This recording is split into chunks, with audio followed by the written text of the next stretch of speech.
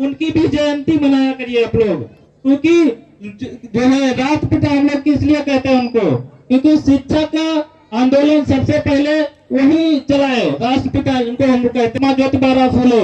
उन्होंने 11 मार्च 1827 को जन्मे।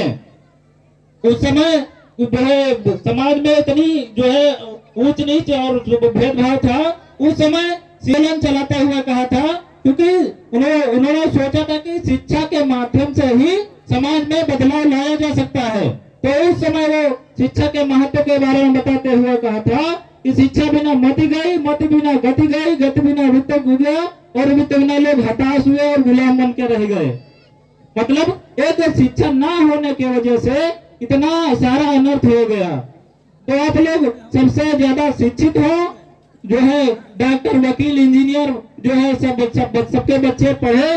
तो मैं जो है एक बाबा साहब की जो है कहानी बताना चाहूंगा। एक बार बाबा साहब लंदन में जब पढ़ाई कर रहे थे, तो पढ़ाई करने के जो आधी अधूरी पढ़ाई करने के बाद जो है वो भारत इंडिया वापस लौटे। तो बाबा साहब जो उनकी जो पत्नी थी, जो रमाबाई अम्बेडकर जो उनकी पत्नी थी, तो वो सोचने लगी कि आज मेरे साहब आ रहे हैं, और जो है जब भारत आए तो उनका एक मंच बनाया गया। ऐसा ही बहुत बड़ा मंच बनाया गया। जो मंच बनाया गया तो कुछ लोग उनको सम्मानित, मतलब सम्मान स्वरूप जो है कुछ जो है मतलब करना था। तो जब बाबा साहब विदेश से पढ़ के लौटे भारत, तो उनकी पत्नी क्या सोचती हैं कि आज मैं भी अपने साहब का जो है सम्मान देखने जाऊंगी। तो बाबा साहब की पत्नी जाती है, घर का सारा काम जल्दी खत्म करती है।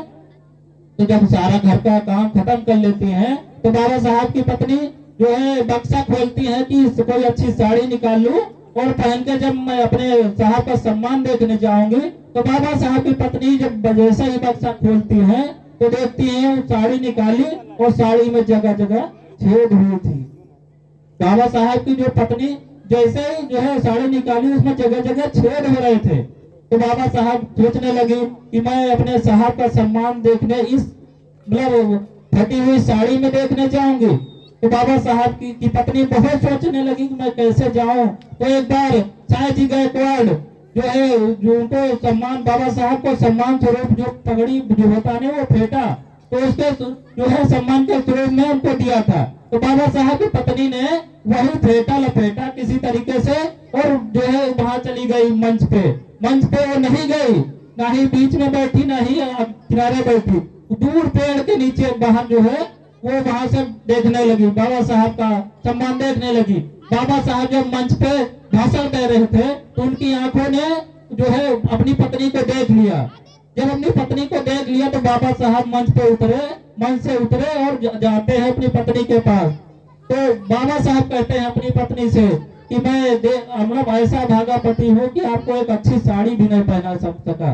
तो बाबा साहब मतलब कहते हैं आज जो रमा, जो तुम जो कुछ मांगो, आज मैं सब कुछ तुमको देने के लिए तैयार हूँ। तो बाबा साहब सोच रहे थे ये कोई गहना मांगेगी या कोई अच्छी साड़ी मांगेगी। तो उस समय बाबा साहब की पत्नी मतलब क्या मांगती है, बाबा साहब की पत्नी केवल एक आग्रह करती है बाबा साहब से।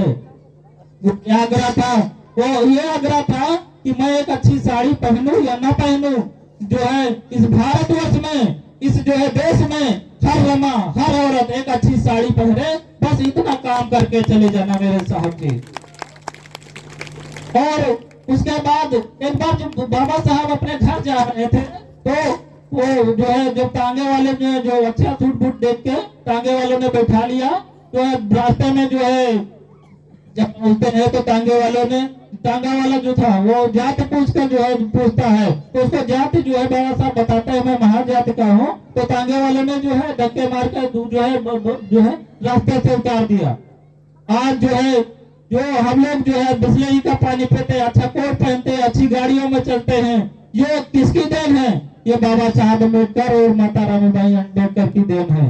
आज जो है हम लोगों ने जो है उनका जो है त्याग जो पढ़ते हैं, बहुत आंखों से आंसू आ जाते हैं। तो मैं कहना चाहता हूँ कि आप लोग जो है मान सम्मान स्वाभिमान बनाए रखें, और जो है हमारे जो है आप अपने बच्चों को इतना पढ़ाएं कि इस देश में फिर से अम्बेडकर, फूले साहू और जो है ललाई सिंह यादव, रामस्वरूप वर्मा, तमाम जैसे जो हम जो महापुरुष हुए हैं उनके जैसा भारत बन सके। जय भीम, नमो बुद्धाय। और हम सबके बीच में इसी समय जो है दिनेश